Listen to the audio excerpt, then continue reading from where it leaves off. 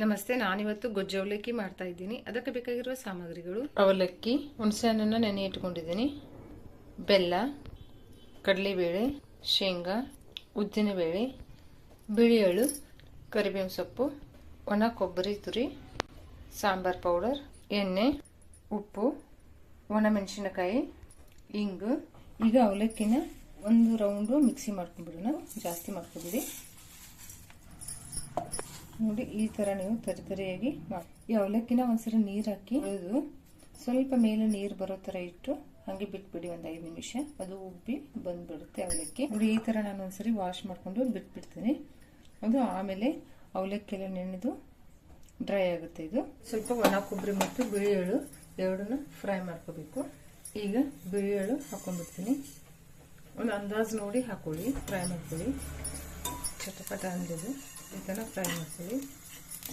ಸ್ವಲ್ಪ ಕ್ರಿಸ್ಪಿಯಾಗಿ ಚೆನ್ನಾಗಿರುತ್ತೆ. ನೋಡಿ, ಈಗ ಸ್ಟೋವ್ ತೆಗೆದುಬಿಡ್ತೀನಿ. ಈಗ ಒಣ ಕೊಬ್ಬರಿ ಫ್ರೈ ಮಾಡ್ಕೊಂಡ್ಬಿಡೋಣ.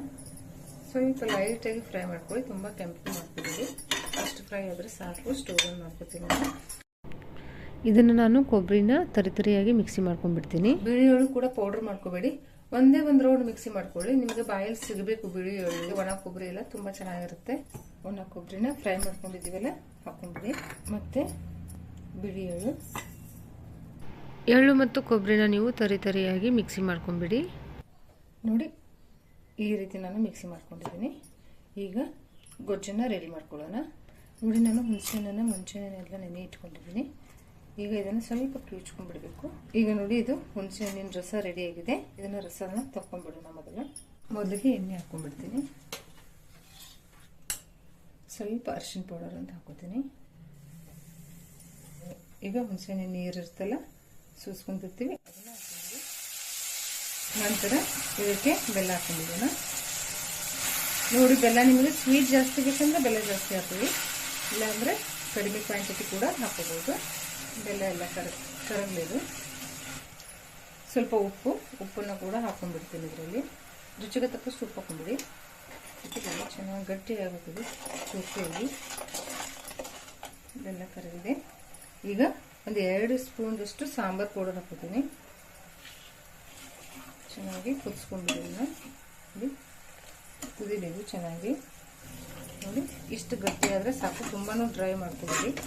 ನೋಡಿ, ಸೈಡ್ಗೆಲ್ಲ ಎಣ್ಣೆ ಕೂಡ ಬಿಡ್ತಾ ಇದೆಯಲ್ಲ, ಇಷ್ಟಾದರೆ ಸಾಕು. ಈಗ ನಾನು ಇದಕ್ಕೆ ಅವಲಕ್ಕಿನ ಹಾಕೊಂಡ್ಬಿಡ್ತೀನಿ. ನೋಡಿ, ಈ ರೀತಿ ಡ್ರೈ ಆಗಿದೆಯಲ್ಲ, ಈಗ ಅವಲಕ್ಕಿ ಕೂಡ ಹಾಕೊಂಡ್ಬಿಡಿ. ಈಗ ಇದನ್ನು ಚೆನ್ನಾಗಿ ಮಿಕ್ಸ್ ಮಾಡ್ಕೊಳ್ಳಿ.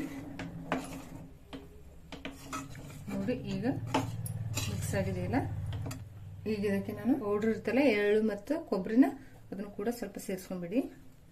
ಚೆನ್ನಾಗಿ ಮಿಕ್ಸ್ ಮಾಡ್ಕೊಳ್ಳಿ. ಈಗ ಇದು ರೆಡಿ ಆಗಿದೆ. ಈಗ ಇದಕ್ಕೆ ಒಂದು ಒಗ್ಗರಣೆ ಹಾಕೊಂಡ್ಬಿಡೋಣ. ಕಲರ್ ಕೂಡ ಚೇಂಜ್ ಆಗೋದಿಲ್ಲ. ಈಗ ಒಗ್ಗರಣೆ ಹಾಕ್ತೀವಲ್ಲ, ಇನ್ನೂ ಕಲರ್ ಕೂಡ ಚೇಂಜ್ ಆಗುತ್ತೆ. ಎಣ್ಣೆ ಹಾಕೊಂಡ್ಬಿಡೋಣ.